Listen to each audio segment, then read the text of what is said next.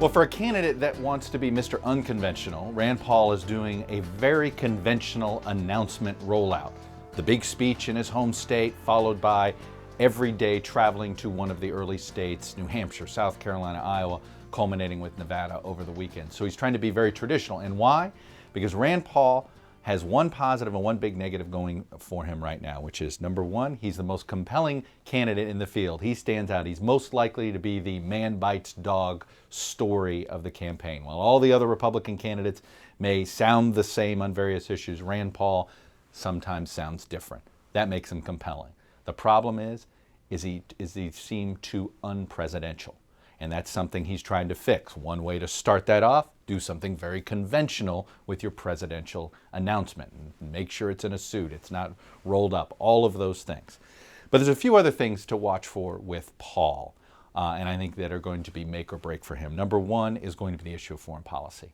He tried to walk a line in his announcement speech by both a nod to the isolationist wing of his party and at the same time trying to appease the hawks. So he talked about increasing defense budgets, but not nation building abroad. So if that's something he can straddle, we'll see.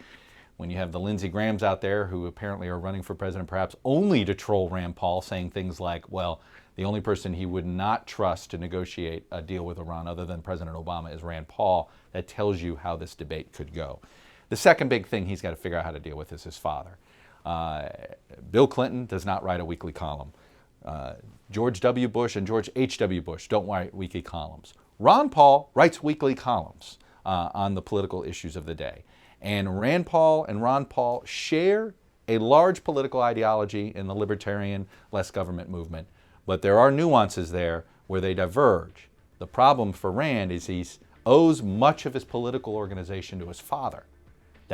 So he can't totally disassociate. At the same time, he doesn't want to have to own all of his father's potential baggage. So how Rand Paul deals with the foreign policy hawks and with his father is going to tell you, and how well he deals with it, it will tell you how far he can go in this nomination. A year ago, many of us called him the closest thing the party had to a frontrunner. Today, considering where we are in foreign policy, the party that looked like it was moving toward the Rand Paul worldview 18 months ago now looks like it's moving away from it.